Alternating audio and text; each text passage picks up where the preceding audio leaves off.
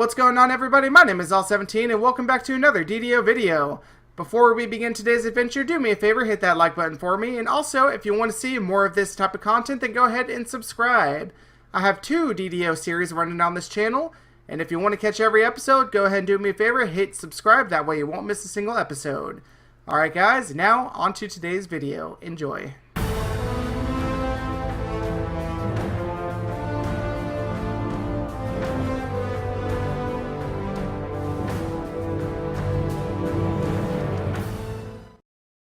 What is going on, everybody? My name is All17 and finally welcome back to Dungeons & Dragons Online. Alright guys, so it has been a long time since I've done this. The last video, or I guess the only video of this I posted, was back in June. And I had actually a failed promise on there that I would actually be delivering a series of this game. Which, of course, that was the time when I was just leaving YouTube, so I never actually delivered on this promise. But now, here we are, finally back and ready to get things into full swing.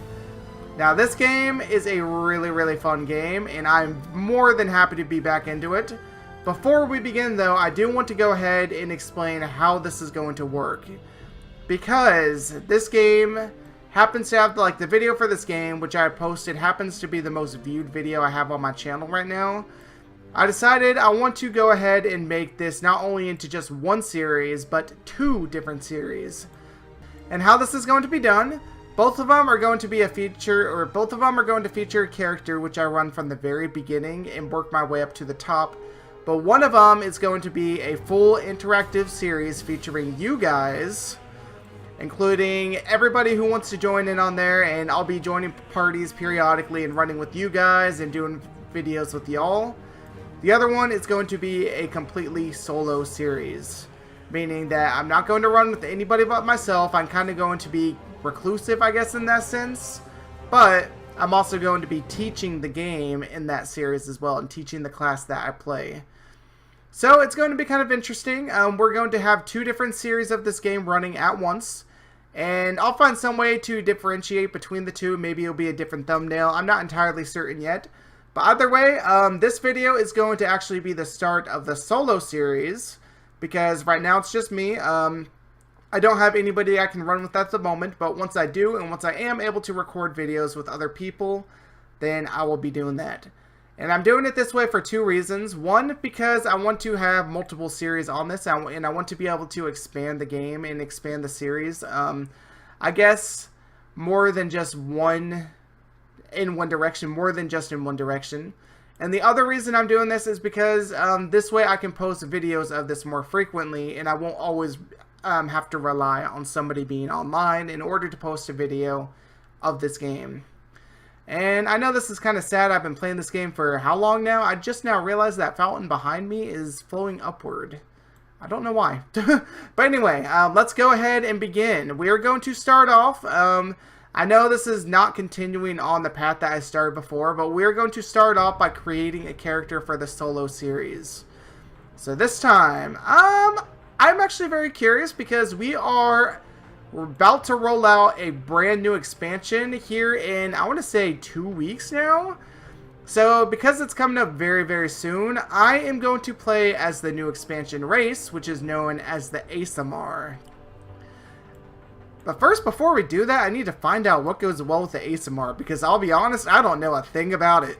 It has been a while. Okay, let's see what the ASMR is all about. All I know is that they're light-based. Okay, bonded to Celestials, ASMR are wise and powerful. They are versatile, ascending divine roles. Okay, so it's a divine class, and I know Cleric got an overhaul too since I left. Okay, but before we get into all, actually, I'm going to keep this simple because, like I said, this is kind of going to be a teaching thing too. I'm going to keep this simple, and I'm actually going to go human. I'm thinking I'll play ASMR for the other series. Okay, so let's go ahead and go back, and I'm going to go with the class that I am good with.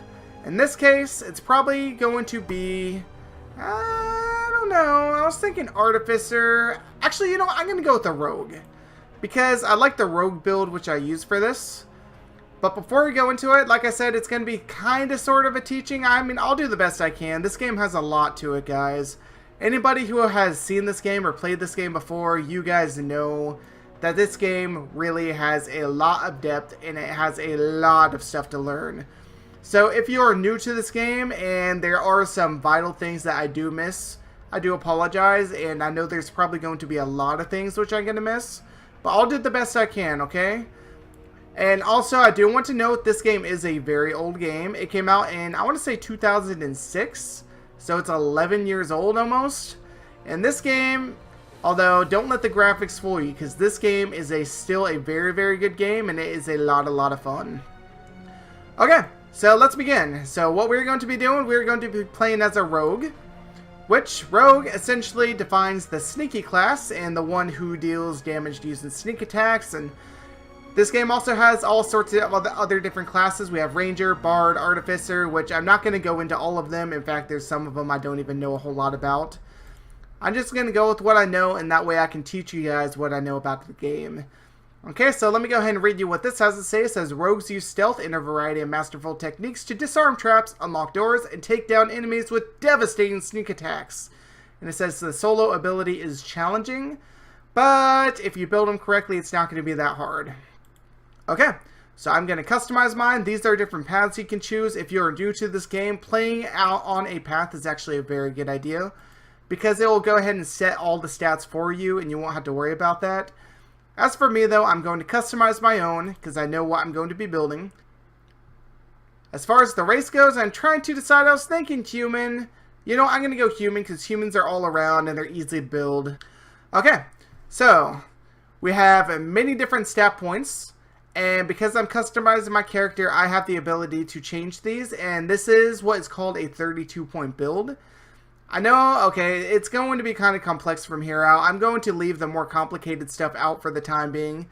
But pretty much all I'm going to say is that what this means is saying 32-point build. That just pretty much tells you how much you are able to increase these ability scores. So dexterity, intelligence, and wisdom are important for the rogue. I'm going to go with a high intelligence, though, because intelligence is going to be my damage.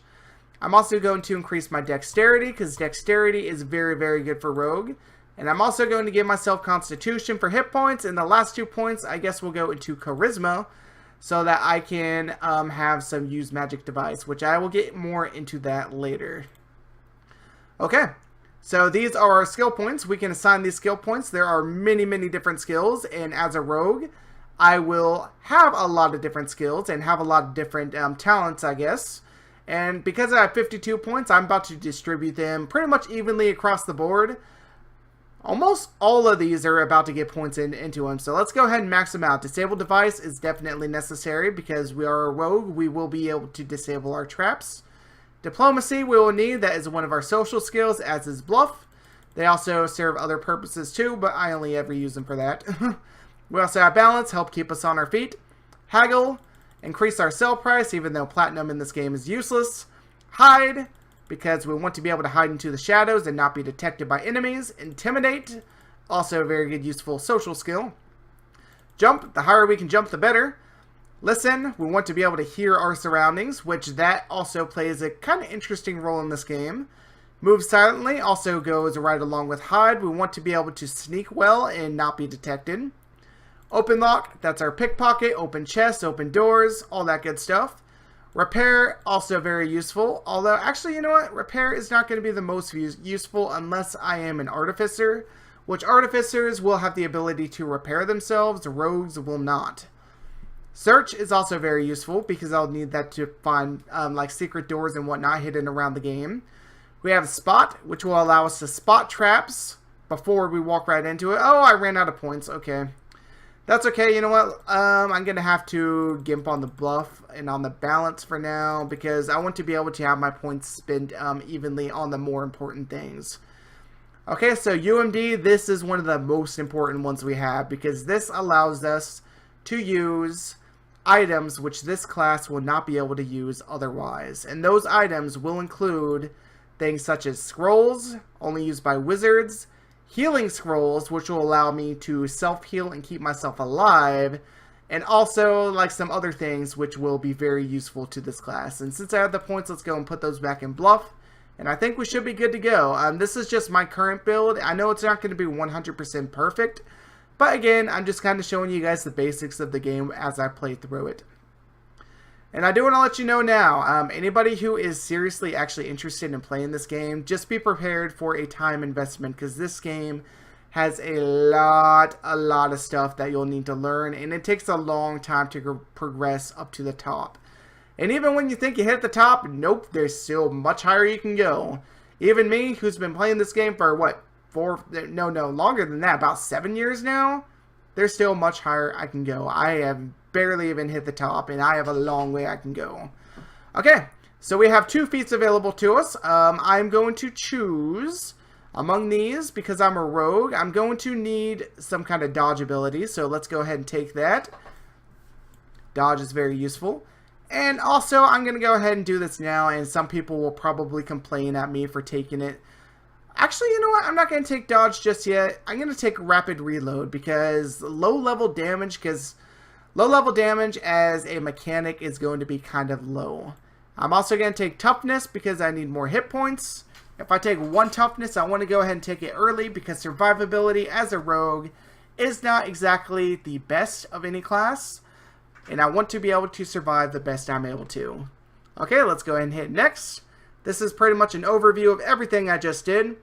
Ability points, and also shows us what we gain. These are all the feats we start out with. We also have all these skills here, which we also just put our points into. And now it's time to actually customize the character. Which this is not the most important step. In fact, actually, you know what? I kind of like that.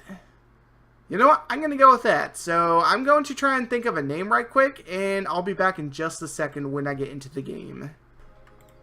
Alrighty guys, so here we are. We are now in the game.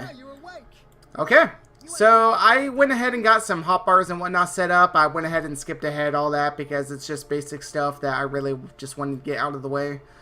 Hotbars, we will need a lot of them, especially if we're going to switch between a lot of weapons and different stuff later on.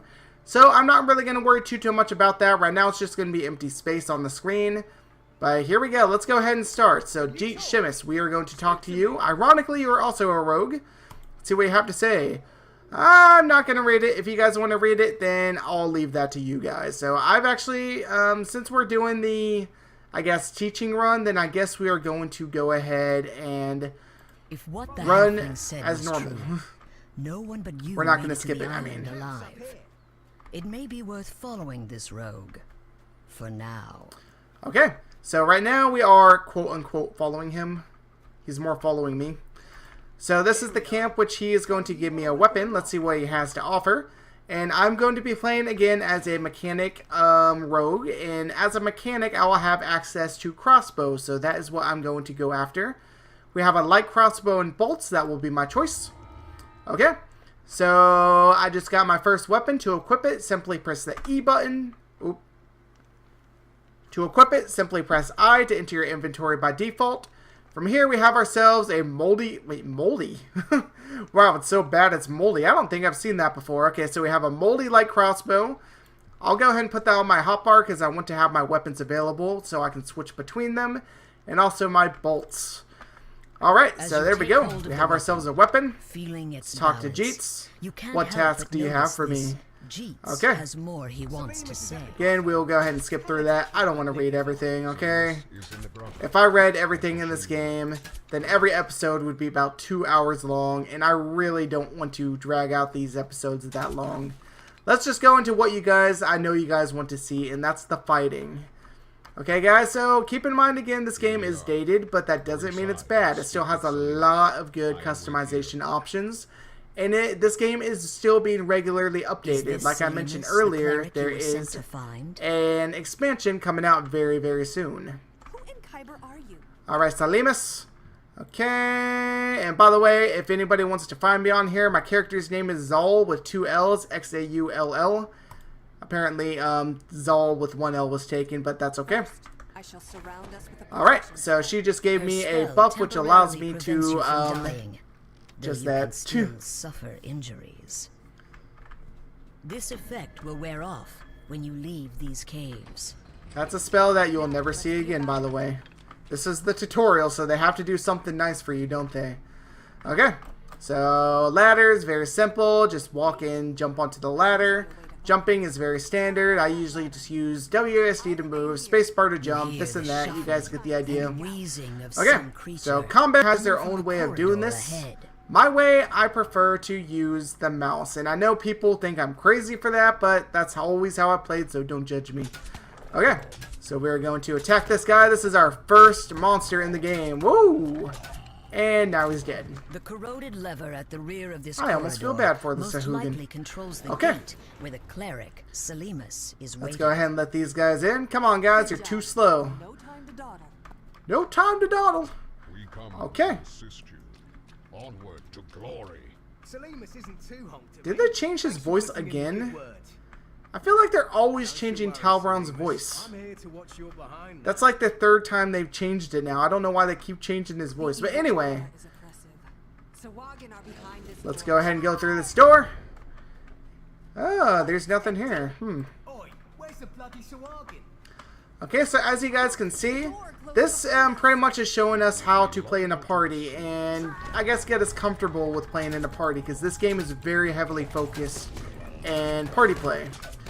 And that is even more evident by the fact that there are multiple difficulties when you play through this game. Like, you'll notice it starts out on casual, which is as low as you can go. That's really only run that if you're like really struggling on normal. But normal is, I guess, the average difficulty. Then there's hard, which is a little bit harder, but each difficulty up has higher chances for better loot.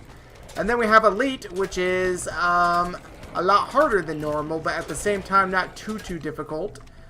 Above elite, we have 10 tiers of a really hard difficulty known as a Reaper, which I have not really gone too far into that, but Reaper is a whole nother beast. I will go into that later on. Alright guys, so another thing I want to note about this game.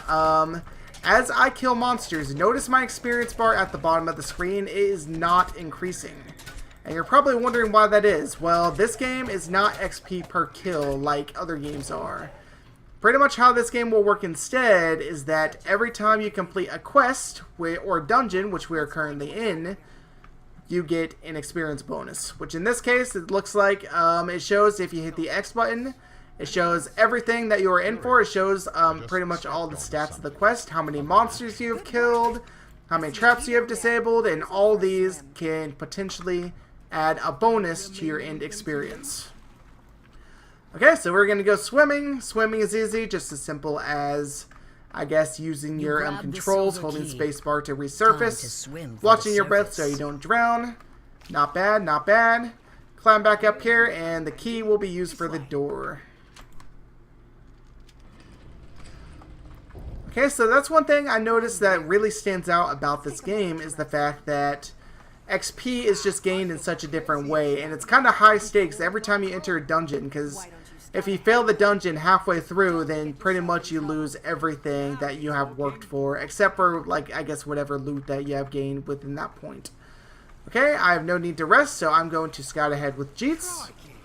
Alright, so this will be our first trap, and because I'm a rogue, I will have the pleasure of disabling it. Okay, so first thing we need to do, if you are playing a rogue class, or even if you're not playing a rogue and you have a rogue in the party, you got to make sure that the rogue does this before you proceed. And if they say trap, then stop, because don't walk into the trap. Don't be that guy, okay? So what we're going to do, we're going to search out the trap using this little icon here, the search button. That will find us a control panel here, and then simply click the control panel to disable it. And this will work based off of a roll. Now this is our first actual, like, I guess skill roll that we have done, and it shows up right down here at the bottom right. It says disable device 3, success plus 9. And pretty much what that means is that it is using our disable device skill as a modifier. So each box has what is called a difficulty check, as well as like almost everything in this game is based off of the same system. So I'm explaining it with the box because that just happens to be what was at hand here, but everything is based off of a difficulty check, and your skill determines whether or not you will succeed at that skill or not. For instance, let's say you're trying to disable a trap with a difficulty check of 10, and your I guess disable device skill is at 2. Prepare yourself. Pretty much what that means is that if you try and disable that box with your disable device at 2, then you probably are not going to be able to disable it. But the thing is that that's not all there is to it. It's also heavily based off the roll of a dice. Added on to your modifier, added on to the skill is a dice roll. Oh, I guess I need to focus on this boss who's going to kill me if I'm not careful. That would kind of be embarrassing. Thankfully, our cleric in the party is very reliable and she has healed me. There we go. He's now dead. But essentially, everything is based off of a difficulty check, and if you happen to roll, like let's say you roll the dice 1 through 20 and you roll a 7, then you will not be able to disable the trap, because your skill is only 2 plus 7, that does not equal the amount of 10. I know it's confusing, but again, this game, like I said, it's very complex. It has a lot to learn, and I guess you'll just learn as you go. If you don't understand by what I'm trying to say, then you'll just learn later on. Anyway, we have a chest here. Let's go and open it up. Mr. Jeets will give us our loot. Oh, we have a ring of water breathing. I'll take that. Some arrows, which I won't use. You know what? I'm just going to go ahead and take the chain. I think that might be medium. Is that light or medium? Oh, it's light. I can use it. Okay.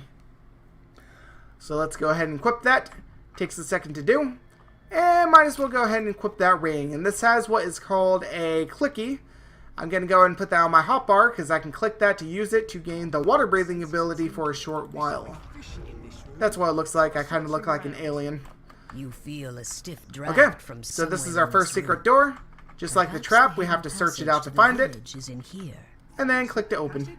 Again, this is also based off of a difficulty check. Here I come. Yeah, Jeets, we get it. You're funny. We all know you like your ladies and beer. But first, I want to Okay, reward you for I your believe you're going to give me a present, are you not? Hopefully something useful. Something that's not moldy. Okay, Ember repeating like crossbow. That's not moldy. I will definitely take that, and I will use that. Okay, so that is our first quest complete, and notice we have gained some experience. We have gained 583 experience, and it shows up on here as well as our other stats. It shows us that we have killed 7 monsters, 12 by misadventure. That's just the rest of the party, but if it's other players in the party, it will show their name instead. Notice on here we have a Tamper Bonus. This is an XP bonus that we gain just by disabling traps. Also, there will be one for secret doors if there are enough. Breakables even, which I didn't do any breakables. I don't think there were any in here. Reentries, that would be a penalty if we happen to reenter the quest. We also have an XP bonus for not dying. And yeah, so there's a lot that factors into it that kind of makes it really interesting. So it rewards people who explore the quest and actually like take time to actually destroy things and kill a whole bunch of monsters and I guess get everything the quest has to offer. It rewards them with more experience. You find yourself in Korthos village. The Sahuagin have threatened this place for generations. Judging from how it looks now, the Sahuagin are winning. However, some hopeful souls still hold out for help to arrive. Alright, so this is our first public area, which I think everybody knows how public areas work. I don't have to explain this. We're pretty much running around with other players, and this is where we can kind of team up with them and join them to run some quests and dungeons and get some loot together as a group. Okay, so what we're going to be doing first, we're going to be running this quest right here by Kaja Burradaughter. This quest is called Hayden's Rest. Let's go ahead and just jump right in. I'll be honest. Oh, actually, before we do this, I have a daily dice roll, which this is something you can do every day. We have the silver one, which is every day, and the gold one, which is done every week. And this is essentially free stuff. And you roll the dice to get a reward. The higher you roll, the better the reward. So let's go and see what we get. Something useful, hopefully. Minor experience elixir. That is extremely good. And the gold roll will give us something good, hopefully, too. Probably not. Nope. Ooh, 10,000 platinum. I'll take it. Okay. And that is also free experience. Not a whole lot of experience. Notice it doesn't... Okay, it gave me a rank, but... It's not a whole lot of experience, but nevertheless, I will take it. Okay, so here we go. Let's go and jump into this quest. And because I'm a glutton for punishment, if you guys have seen Cuphead, you know this by now. We're going to be running Elite.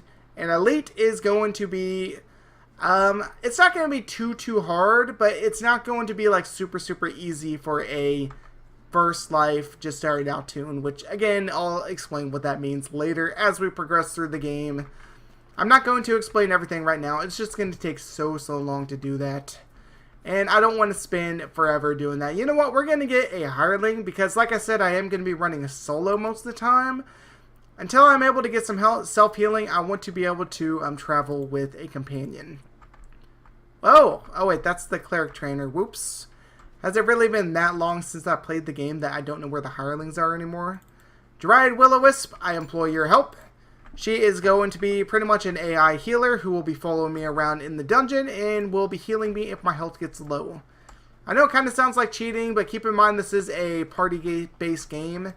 So having the help will be greatly appreciated. Okay, so stepping into the quest.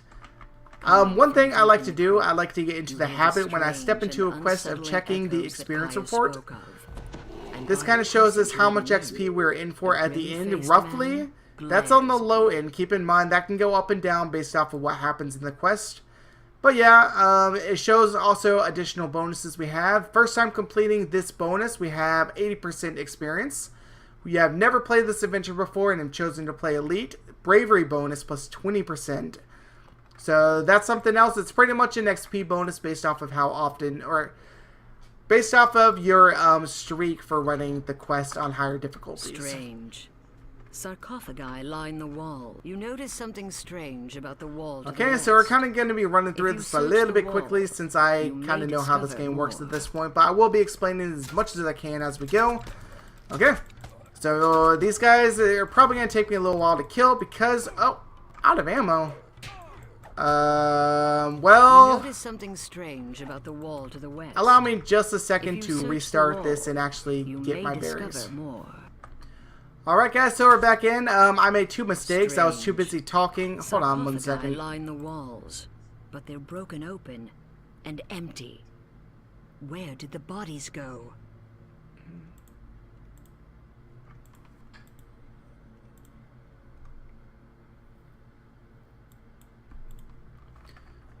Okay, so I actually had made 2 mistakes, not just one. I forgot to equip my new weapon. Whoops, and also I forgot to get some bolts. I guess these projectile weapons require the projectile in order to operate, so I need to be a lot more careful with that. But nevertheless, what was I saying? Like I said, I'm going to be running through these fairly quickly.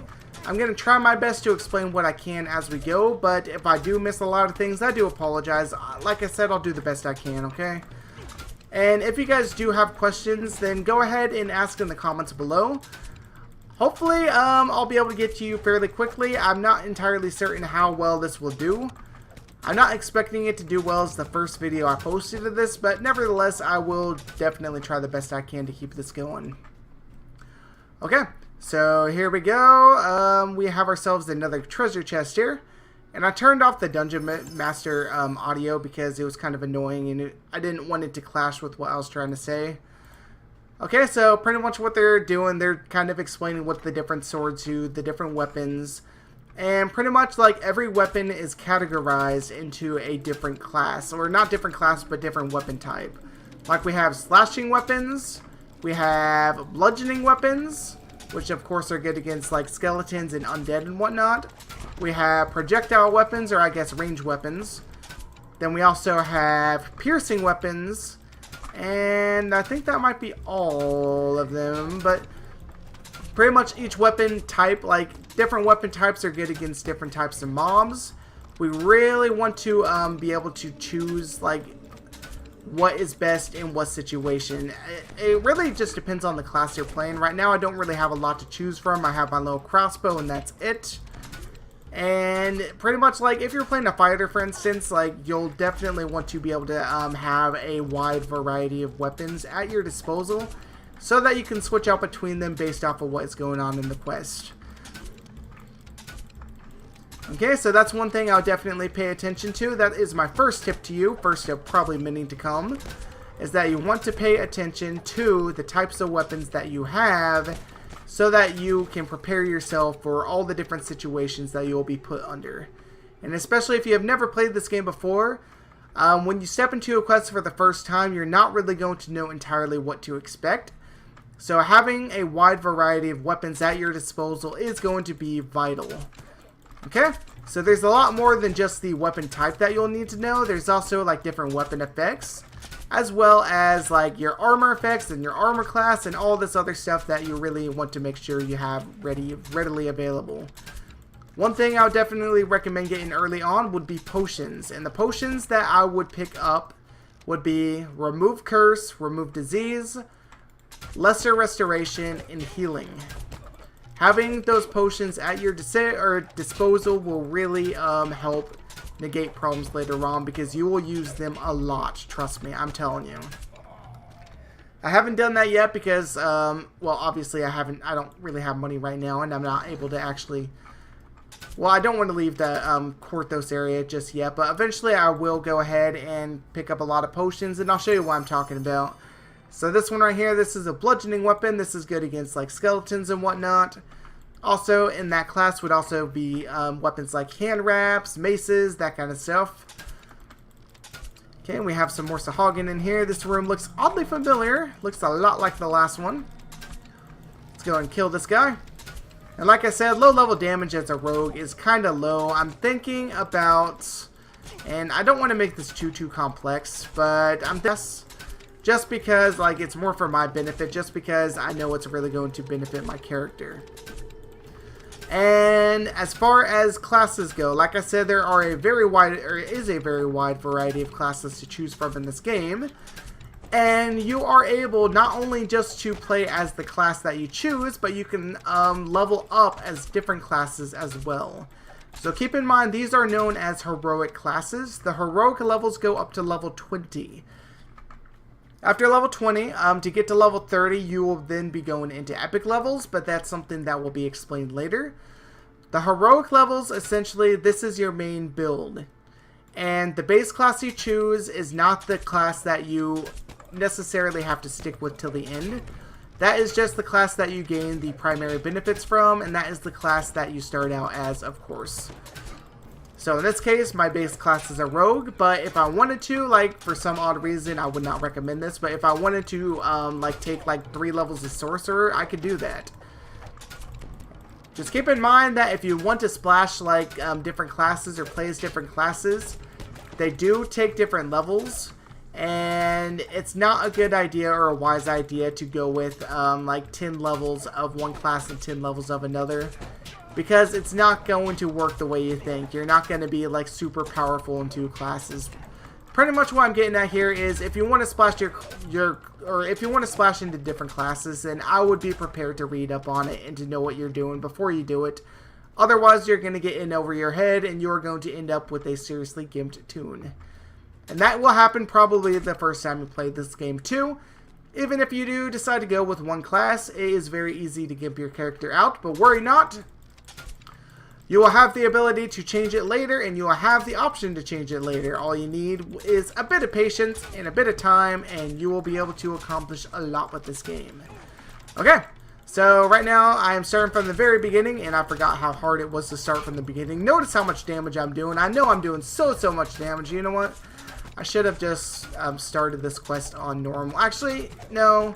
Because once I hit level 2 or so, it's going to get a lot easier. So I'm not really too worried about it.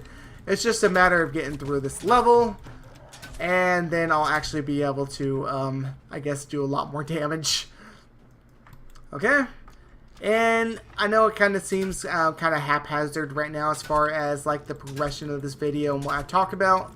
But this is my first episode of this, and I'm still trying to get a feel for how everything works.